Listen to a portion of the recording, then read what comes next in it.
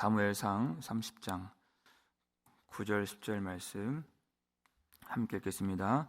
이에 다윗과 또 그와 함께한 600명이 가서 부솔 시내에 이르러 뒤떨어진 자를 거기 머물게 했으되 곧 피곤하여 부솔 시내를 건너지 못하는 200명을 머물게 했고 다윗은 400명을 거느리고 쫓아가니라. 아멘. 할렐루야. 사랑하는 여러분, 오늘 반갑습니다. 이 아침에 하나님께서 우리에게 특별히 믿음을 더해 주시는 그런 은혜가 있기를 주의 이름으로 축원합니다. 믿음 강한 자 더 강하게 하시고 믿음 약한 자도 강하게 하시는 그런 놀라운 믿음 회복의 역사가 우리 가운데 충만하게 임하기를 주의 이름으로 축원합니다. 제가 요사이 새벽 예배를 드리면서 생각나는 말씀 한 구절이 있습니다. 이 말씀을 함께 우리가 같이 공유했으면 참 좋을 것 같아서 제가 준비했습니다. 시편 110편 3절 말씀 함께 읽겠습니다. 주의 권능의 날에 주의 백성이 거룩한 옷을 입고 즐거이 헌신하니 새벽 이슬 같은 주의 청년들이 주께 나오는도다. 아멘. 주의 권능의 날에 그랬습니다. 성령께서 임하시는 이제 그리스도의 통치가 이루어지는 날에 이제 하나님께서 구원하시기로 작정하셨던 그 주의 백성들이 거룩한 옷을 입고 누가 시켜서 억지로 나오는 것이 아니에요. 등 떠밀려서 나오는 것이 아니에요. 처음에는 등 떠밀려 나오죠.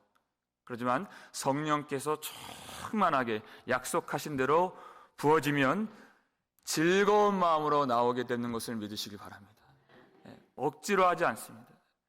감사의 마음으로, 기쁜 마음으로 우리 하나님 영광의 얼굴을 배웁고자 그렇게 주님을 찾아 줄지어 나오는, 그리고 이 새벽에 나오는 이 성도님들을 보면서 이 말씀이 탁 떠올랐어요.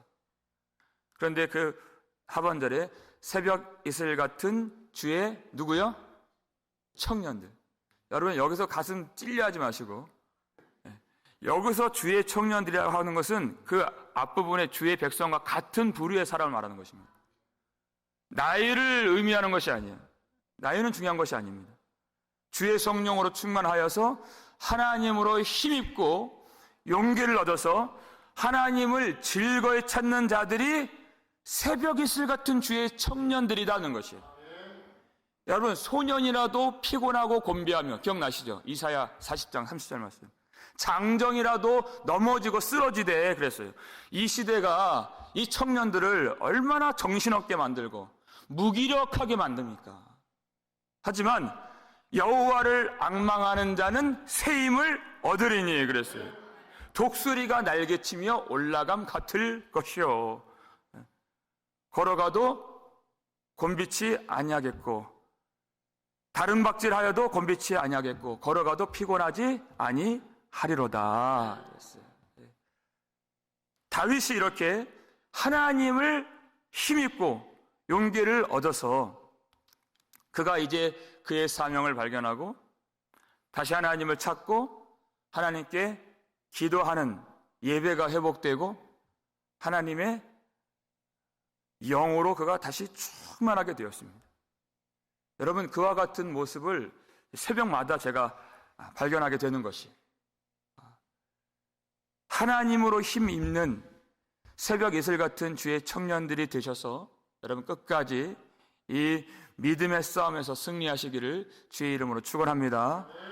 저는 이 청년 사역을 하고 있는 것이 항상 날로 하나님의 은혜로 젊어지고 있는 교회를 제가 보기 때문입니다. 다윗이 하나님으로 힘입고 또 기도했을 때 응답을 받았어요.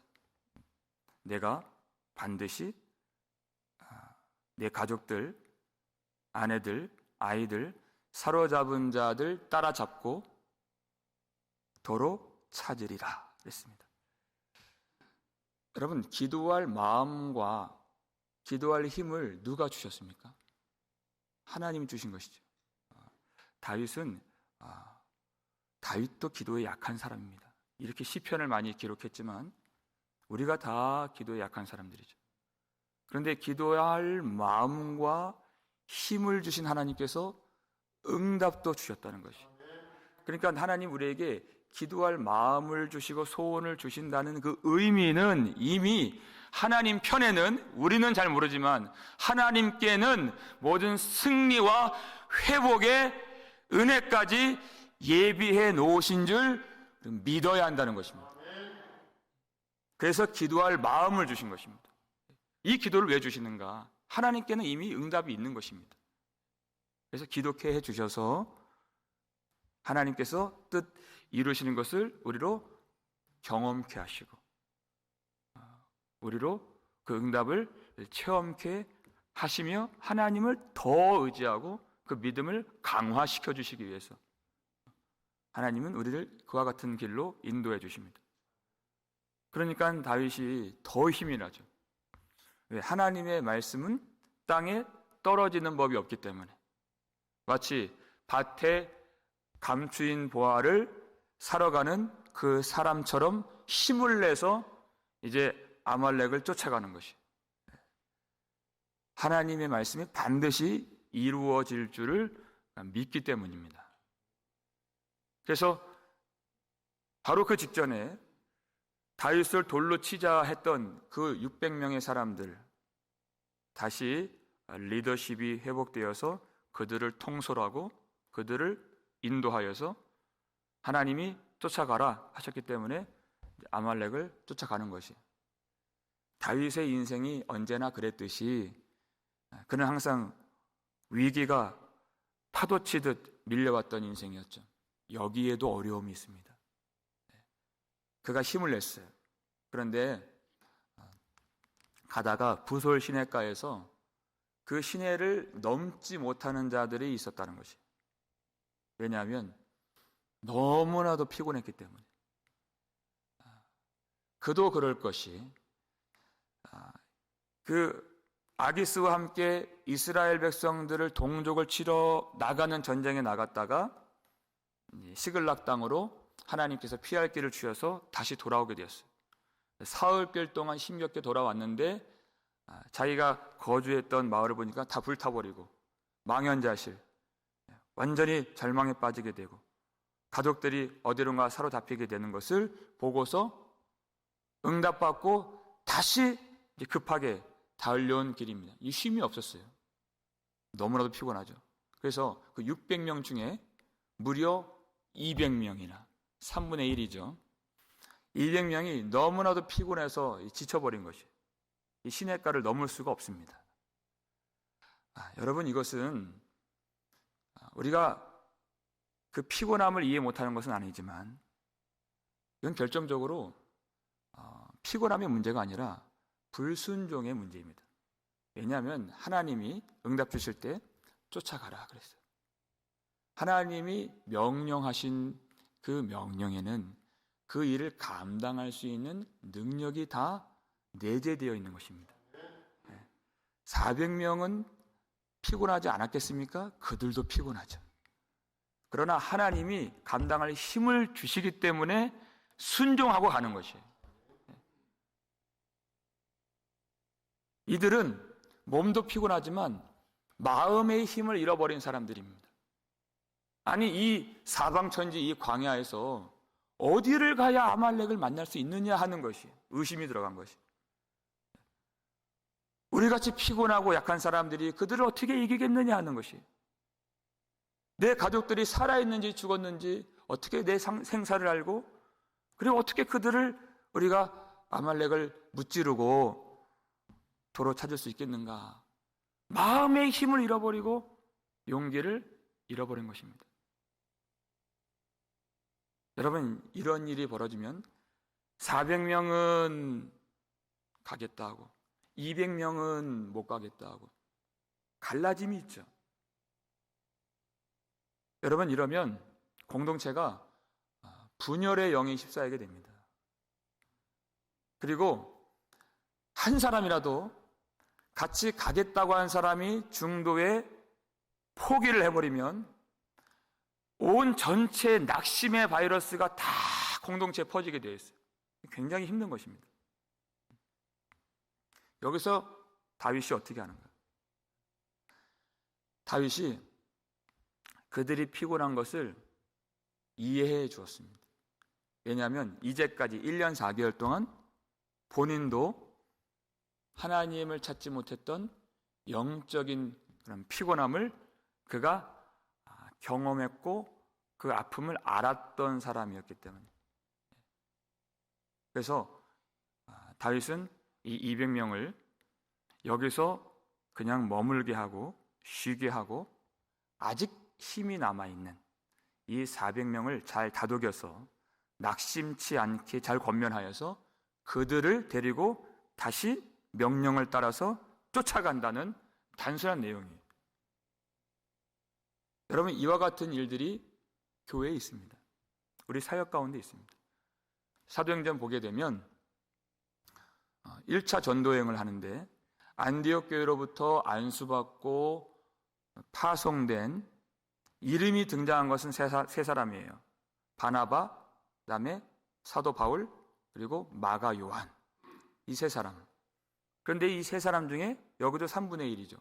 마가 요한이 중도에 이제 막 처음 구브로 섬에서의 사역만 마치고 앞으로 많은 그 전도의 여정이 남아있는 그 시점에서 그가 더 이상 이 선교 사역 못하겠다 하고서 사역을 저버리고 사도들을 떠나서 자기 집이 있는 예루살렘으로 돌아갔다는 것이에요. 여러분, 이 1차 전도 여행이, 이 전도팀이 어떤 전도대입니까? 성령께서 한 번도 떠난 적이 없으신, 성령의 능력으로 조그맣게 부어주신 그 전도대였어요. 구브로 섬에서도 그 마술사 바 예수라고 한 사람이 바울에 의해서 눈이 멀게 된 그런 표적을 마가 요한도 보았습니다. 얼마나 많은 하나님이 하시지 않았더라면 일어나지 않았을 그런 놀라운 표적들이 가는 곳마다 나타났어요. 수많은 영혼들이 하나님께 돌아오게 되는 성령이 폭포수와 같이 부어지는 그런 기적의 역사, 회심의 역사를 그들이 날마다 경험했어요. 그런데 그렇게 성령께서 은혜를 부어주시는 그런 현장에서 마가 요한은 어떤 마음이 들었어요? 더 이상 못하겠다. 빨리 집에 가고 싶다. 이제 포기해야 되겠다. 참 놀라워요. 그렇게 하나님이 큰 능력을 보여주시고 은혜를 부어주시는데도 내가 더 이상 못하겠다 하는 그 마음을 갖게 된 것이 놀라워요. 여러분, 제가 예배를 드릴 때마다, 복음 장로교회에서 예배를 드릴 때마다 새벽이든 아니면 주일이든 하나님이 얼마나 많은 은혜를 부어주시는가 이유를 다 말할 수가 없어요. 제 눈에는 여러분 다 은혜 받으시는 것처럼 보여요. 그런데 가끔 가다가 저는 그렇게만 보이죠. 그런데 어떤 분이 와서 가끔 어떤 성도가 은혜를 받지 못해서 참 요즘 힘들어 하신다 하는 그 말을 들을 때도 있습니다. 제가 처음에는 그것이 낙심이 됐어요. 제가 요즘에는 제가 스스로 저에게 하는 말이 흔들리지 말자, 낙심하지 말자, 실망하지 말자. 이 일은 하나님이 하실 일이다 하는 것이에요.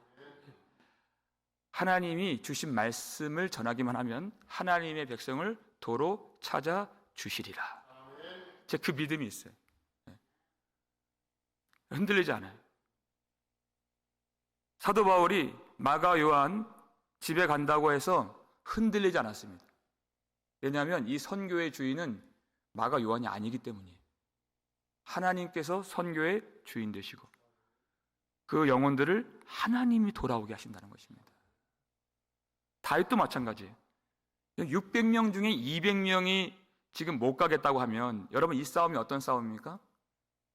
그냥 전쟁도 아니에요. 자기 아이들이 사로잡혀서 그 아이들 도로 찾아오는, 자기 아내 찾아오는 그 전쟁이에요. 그런데 안 나간다는 게 말이 됩니까?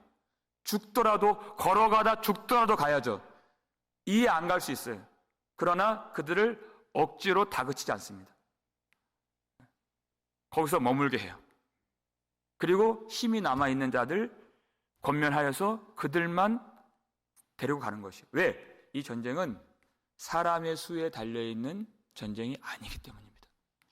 설령 그 숫자가 뒤집어져서 400명이 피곤하고 200명이 괜찮다고 하여서 그래도 문제가 안 돼요. 500명이 피곤해도 문제가 안 돼요. 하나님이 함께 하시면, 그리고 하나님이 이미 약속을 주셨기 때문에 반드시 이길 수밖에 없는 전쟁임을 우리가 믿어야 한다는 것입니다. 그래서 그 400명 데리고 담대하게 나아갈 수 있었던 것입니다. 여러분, 이 간단한 이야기지만 400명만 나아가게 된다 하는 것은 또 무엇을 의미하게 되는가? 힘이 있는 자와 피곤한 자가 있어요. 섬기는 자와 포기한 자가 있어요. 그러면 섬기는 자들이 포기한 자들의 짐까지 짊어져야 하는 상황이 왔다, 그 뜻이에요. 나 한 사람이 내 아내와 내 아이들 그렇게 챙기고 데리고 오면 그래도 내가 내 짐 지면 수월하죠. 그런데 이제 200명이 중도에 포기했어요. 그러면 그들의 가족까지 내가 책임져야 하는, 그러지 않아도 무거운 짐을 지고 있는데 그 짐이 더 무거워지게 된 상황에 이르게 된 것입니다. 그런데 이때 피곤한 자들이 중도의 포기를 선언할 때 교회는 어떻게 해야 되는가? 로마서 15장 1절에 답이 있습니다. 읽겠습니다. 믿음이 강한 우리는 마땅히 믿음이 약한 자의 약점을 담당하고 자기를 기쁘게 하지 아니할 것이라. 다른 사람을 기쁘게 해야 한다는 것입니다. 믿음이 약한 자의 약점을 담당하고, 오늘 설교 제목이죠. 믿음이 약한 자의 약점을 담당하라. 여러분 기억하십시오. 아니, 그 싸움 안 갈 수 있느냐? 네가 안 가면 네 가족 누가 데려오냐? 비난하지 않는다는 것이에요. 그것을 이해하는 것입니다. 그저 이해만 하는 것이 아니라 내가 그 약한 자의 약점을 담당하는 것이 하나님의 뜻이라는 것이에요. 그가 피곤하여서 그의 짐 못 지면 우리가 그들의 짐까지 함께 져주고 서로의 짐을 지고 그리스도의 법을 성취하는 것, 그리스도의 나라를 이루어가는 것, 이것이 하나님의 뜻이라는 것입니다. 여러분, 우리가 이 아침에 우리 교인들은 그래도 이보다 훨씬 많은데 이 새벽에 기도하러 나온 것이에요.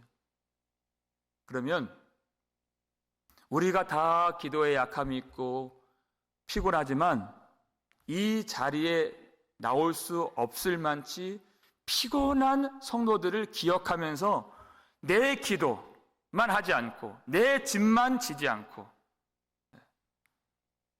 스스로 짐 지지 못하고 기도의 의무를 다 내려놓아버린 그런 성도들을 위해서도 우리가 이 아침에 기도하라고 하나님이 우리를 불러주신 것을 알아야 된다.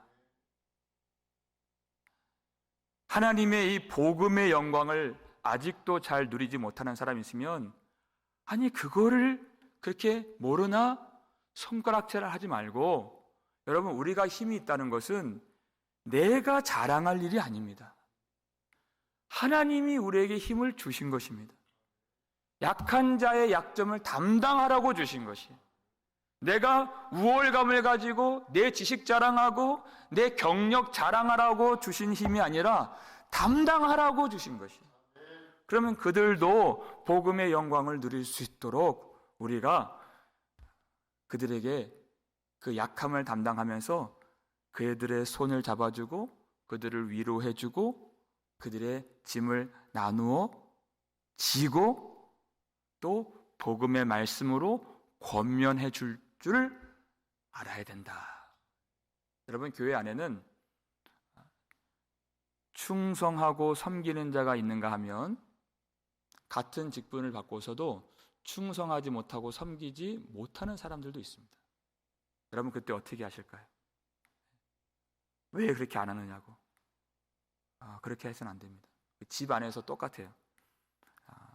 동생이 있고 형이 있으면 동생은 막 어질러요. 자기 일 자기가 감당을 못해요. 그럼 형이 그거를 엄마! 하고서 일러바쳐요. 못마땅해. 아주 불편해. 저거 자기가 한 거 아니라는 얘기죠. 쟤 좀 혼내달라고 그렇게 항상 그런 식으로 얘기해요. 그러면 엄마는 그 둘째의 그 나의 어림과 약함을 알죠. 묵묵히 형도 잘 다독여주고 어떻게 해요? 엄마가 쭈그리고 앉아서 다 치우고 앉아있는 거예요. 그것이 성숙함입니다. 그것이 사랑이에요. 비난하지 않습니다. 그 약한 자의 짐을 자기가 짊어지는 것이에요. 근데 교회 생활할 때 헌신하는 사람들이 헌신 못하는 사람 비난할 때가 있어요. 그것은 헌신 자체는 귀한 것이지만 믿음은 성숙된 것이 아닙니다. 하나님이 내게 충성할 수 있는 힘을 주신 것은 내가 잘해서 주신 힘이 아니에요. 그렇게 약한 자의 약점을 담당하라고 주신 힘인 것입니다. 우리 가정 안에서도 마찬가지입니다. 왜 이토록 믿음이 없나? 아니, 저 가정은 그렇게 두 부부가 항상 새벽 예배 나오고 그렇게 주님 잘 섬기고 너무 아름답고 왜 나만 이렇게 10년, 20년, 30년 이 무거운 짐을 지면서 이 믿지 않는 믿음이 약한 아내, 믿음 없는 남편, 이 짐을 내가 짊어져야 되나?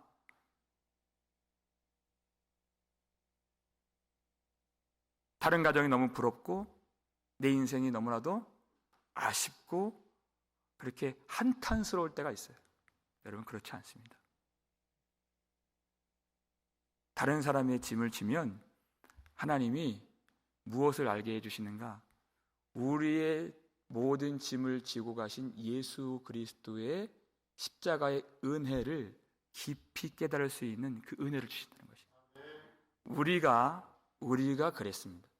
내 짐 스스로 감당치 못한, 우리는 죄악의 짐을 우리 스스로 사망으로 감당해야 했던 그런 사람들이죠. 우리는 그렇게 할 수가 없었습니다. 그래서 우리의 모든 약함과 질병과 그리고 죄악과 죽음과 심판이라고 하는 모든 짐을 예수님이 대신 담당해 주신 것입니다. 그리고 그 은혜를 받은 자들에게 그리스도의 마음을 품으라 그랬어요. 각각 다른 사람들의 일을 돌보아 나의 기쁨을 충만하게 하라 그랬어요. 여러분, 성숙한 믿음을 가지면 내 일만 아니라 다른 사람들의 일을 돌보고 이웃을 기쁘게 하는 자가 된다는 것입니다. 그러면 그 일을 감당할 힘 주시고 능력 주시고 은혜까지 하나님이 부어주심을 믿으시길 바랍니다. 내가 왜 이 짐을 져야 되나? 여러분, 불평하지 마시고 원망하지 마시고 이것은 그 사람에게 주신 특별한 특권인 줄을 믿으시길 바랍니다. 감당할 수 있는 힘 주신다는 것입니다. 하나님의 은혜를 알게 해주신다는 것입니다. 여러분, 어떤 누군가의 그런 피곤한 가운데 포기를 선언하는 일이 있다면 우리는 믿음이 강한 자가 되어서 오직 여호와 하나님을 앙망함으로 세임을 받아서 스스로 짐 지지 못하는 자들의 짐까지 짐으로써 약한 자를 우리가 부축하고 부족한 부분을 보충하여서 하나님께서 승리의 영광 주실 때 믿음 약한 자나 강한 자나 동일하게 그 영광을 경험할 수 있도록 우리가 기도하고 우리가 섬기고 충성하고 그 특권을 누리고 감사함으로 쓰임받는 우리 복음장로교회 모든 성도님들 다 되시기를 주의 이름으로 축원합니다. 기도하겠습니다. 우리 아버지 하나님 감사드립니다. 하나님 우리에게 믿음 주시고 우리에게 오늘 기도하는 마음 주시고 또 소원 주셔서 오늘 하나님을 찾을 수 있도록 우리를 인도해 주시고 주님을 바라보게 붙잡아 주신 은혜 감사드립니다. 하나님 우리가 스스로 잘하여서 주님을 찾은 것이 아닌 것을 우리가 아나이다. 하나님이 힘 주심으로 하나님께서 우리에게 믿음 주심으로 주님을 찾아 나왔사오니 하나님 우리가 겸손한 마음으로 하나님의 뜻이 무엇인가 헤아릴 줄 아는 성숙한 믿음의 사람들 되게 하여 주시옵소서. 어떤 누군가가 피곤하여서 섬김을 포기하고 주의 길을 잘 걷지 못하는 일이 발생되고 모든 사명을 저버리고 포기를 선언할 때 먼저 우리 안에서 낙심치 않도록 주의 성령의 은혜를 충만하게 부어주시기를 간절히 소원합니다. 우리마저도 흔들리지 않기를 간절히 소원합니다. 하나님 은혜로 우리의 심령 붙잡아 주시옵소서. 하나님 우리가 이 땅에서 피곤하지 않은 자가 없사오니 오직 여호와를 앙망하는 자들에게만 주시는 새 힘을 우리 귀한 성도들에게 공급하여 주시옵고 우리에게 이 힘을 주신 그 이유를 깨달아서 그 짐 지지 못하는 자들 원망하거나 비난하지 않고 하나님 우리가 감사함으로 저들의 짐까지 서로 나누어 짐으로 그리스도의 법을 성취하는 복된 교회 되게 해 주시옵소서. 아버지 하나님 우리도 짐 지지 못했던 그런 약한 자들이었사오니 우리 주님께서 어떠한 희생과 어떠한 고통과 어떠한 죽음을 당하셨는가를 그 십자가를 깊이 깨닫고 우리가 그리스도의 마음을 가지고 각각 다른 사람들을 유익하게 하고 기쁘게 하고 그리고 부족한 것들을 우리가 헌신함으로 보충할 수 있는 그런 믿음으로써 하나님이 기뻐하실 만한 교회가 될 수 있도록 충성을 다하고 최선을 다하는 저희들 되게 해 주시옵소서. 가정 안에서 믿음의 불균형으로 아직도 하나님께 온전히 돌아오지 못한 어떤 가족을 보면서 아파하는 형제 자매들이 있습니다. 하나님 저들에게 힘을 더하여 주시고 하나님의 뜻을 발견케 도와주시고 하나님이 더 능력 주셔서 하나님 흔들리지 아니하고 오늘 깊이 기도할 때 하나님이 응답 주시고 그 부족한 믿음의 사람 믿음을 채워주시는 은혜의 역사를 경험할 수 있도록 도와주시옵소서. 하나님 병상에서 하나님 기도하지 못하고 쉬는 밖에 할 수 없는 그런 연약한 지체가 있습니다. 하나님 그 질병 가운데 고통하는 자가 있습니다. 하나님께서 오늘 그 지체의 그 짐을 우리도 담당케 해주셔서 하나님 우리가 그를 위해서 기도할 때 또 우리가 예수 그리스도의 그 이름을 의지할 때 하나님 그 기도가 역사하는 힘이 큰 기도가 되어서 그의 호흡이 회복되고 그가 병상에서 일어나게 되고 하나님의 영광을 찬양하게 되는 능력의 역사, 기적의 역사가 나타날 수 있도록 도와주시옵소서. 하나님 우리가 힘을 내어서 기도할 수 있도록 이 아침에 축복하여 주옵시고 하나님 귀한 성도들 특별하게 오늘 이 자리에 나왔사오니 이것이 특권이요 영광인 줄 알고 하나님께서 맡겨주신 그 사명 잘 감당할 수 있도록 그 몸을 강건하게 해주시고 피곤치 않도록 도와주시고 귀한 성도들 하나님 감기에도 걸리지 않도록 붙잡아 주시옵고 코로나 바이러스로부터 지켜주시고 그 가정의 행사를 하나님이 축복하여 주시고 그 손으로 한 모든 수고에 복을 내려주셔서 넘치도록 하나님 그 복을 누릴 수 있는 하나님의 백성들 승리할 수 있도록 도와주시옵소서. 감사를 드리고 우리를 구속해 주신 예수 그리스도의 이름으로 축복하며 기도 올렸나이다. 아멘.